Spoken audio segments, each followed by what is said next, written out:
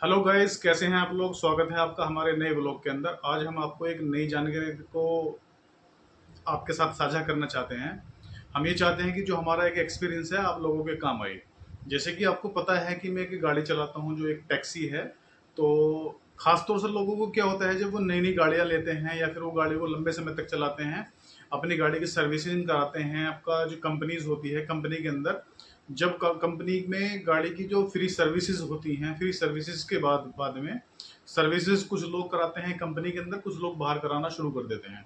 लेकिन गाड़ी का उनको एक्सपीरियंस नहीं होता है, सो दैट उनको फिर परेशानी का सामना करना पड़ता है। जैसे कि मैंने भी उस परेशानी को फेस किया है। मैं अपना एक एक्सपीरियंस आपके साथ शेयर करना चाहता हूँ। जिन लोगों के पास गाड़ियाँ हैं, अपनी गाड़ियाँ चलाते हैं, तो ये उन लोगों के लिए वीडियो है। सो दैट मैं जो अपना आपको एक्सपीरियंस शेयर करूंगा, उस एक्सपीरियंस के आधार पे आप उसको अपने आप को अपडेट कर सकते हैं। ये मेरा पहला एक्सपीरियंस था। जब मैं गाड़ी चलाता था तो मेरी गाड़ी का इंजन सीज हो गया। इंजन सीज होने का जो रीज़न था, मैंने मैकेनिक को दिखाया। मैकेनिक ने बोला कि आपका इंजन सीज हो गया है, तो वो हीट होने के कारण सीज हो गया है। उसको जो हीटिंग होने का कारण उन्होंने मुझे बताया कि गाड़ी के अंदर रेडिएटर होता है। रेडिएटर का काम क्या होता है, उसमें आपने देखा होगा आगे की तरफ एक कूलेंट होता है, पानी उसमें गाड़ी के अंदर हम टॉप अप करते हैं, जो ऊपर गले तक उसको अंदर लगा रहता है। कुछ कूलेंट्स आपके इस तरह के होते हैं कि उसमें पानी की जरूरत नहीं पड़ती है, उसके अंदर केवल हमें कूलेंट डालते हैं। वो कूलेंट का काम क्या होता है कि वो इंजन को रेडिएटर के थ्रू उसको ठंडा करता रहता है, सो दैट वो आपका इंजन ठंडा रहे।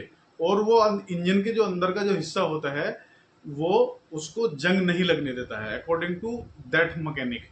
तो उसने मुझे, मैकेनिक ने ये बताया कि आप अगर इस तरीके से उसको अपने सुबह जब गाड़ी आप ओपन करते हैं, ये स्टार्ट करने से पहले लोकल भाषा में बोलते हैं कि आप अपनी गाड़ी का तेल पानी चेक कर लीजिएगा। उसका मतलब यही होता है कि आप जो कूलेंट का जो हिस्सा होता है, उसको ढक्कन को खोल कर चेक कर लीजिए कि उसके पानी की मात्रा कम तो नहीं हुई है, पानी उसके अंदर कम तो नहीं है, कहीं से कोई लीकेज तो नहीं हो गया है। दूसरा, उसका जो इंजन का जो आपका मोबिल ऑयल होता है, उसके अंदर एक गैस दिया होता है, वो आप चेक कर सकते हैं उसको भी। खैर, वो एक लंबा इश्यूज हो गए, क्योंकि अगर आप ये दोनों चीज आपकी ठीक होंगी तो गाड़ी बिल्कुल ठीक हो सकती है। क्योंकि अगर आपका मोबिल ऑयल गाड़ी के अंदर कम हो गया तो आपका इंजन बिल्कुल सीज हो जाएगा। दूसरी कंडीशन ये है कि अगर आपकी गाड़ी का जो रेडिएटर है, रेडिएटर के अंदर से वो कहीं से लीक हो गया, आपकी गाड़ी किसी के कुछ पत्थर से टकरा गई, या कि कोई चीज रेडिएटर खराब हो गया, रेडिएटर लीक हो गया, तो उससे क्या होगा कि सारा का सारा जब पानी होगा तो वो आपका निकल जाएगा। और वो पानी निकलने के साथ में जो पानी उसको आपके इंजन को ठीक रखता है, वो उसका उससे क्या होगा, आपके इंजन सीज होने के चांसेस ज़्यादा है।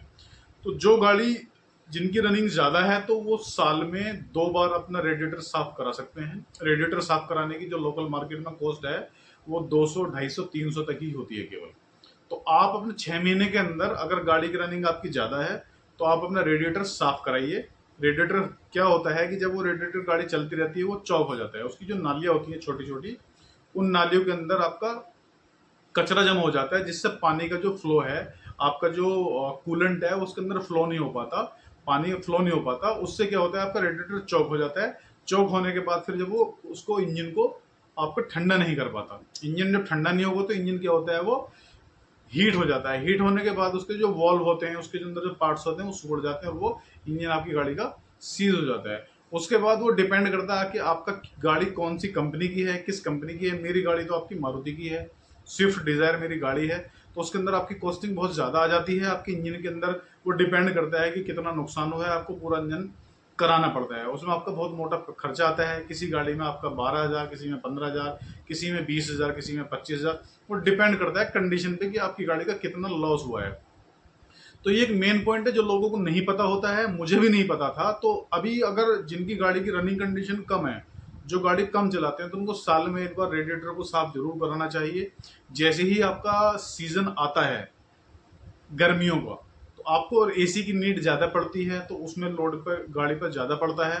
तो आप प्लीज़ एसी चलाएं ना चलाएं, गाड़ी का जो रेडिएटर होता है वो बिल्कुल साफ कराएं। रेडिएटर वालों की अगर आपको ये कन्फ्यूजन है कि रेडिएटर साफ किस से कराएं, तो लोकल मार्केट में आप किसी भी मैकेनिक से, जहां से आप काम कराते हैं, तो वो मैकेनिक ही आपको गाइड कर देगा कि आपका रेडिएटर कहाँ साफ होगा। वो आपको बेस्ट जो रेडिएटर वाले होते हैं उनके बारे में बता देगा। वो आपको सफाई करने का केवल 200, 250, 300, 400 तक ही रेट होता है मैक्सिमम। वो डिपेंड करता है गाड़ी के हिसाब से कि कौन सी गाड़ी है। तो वो आपका रेडिएटर साफ करेगा।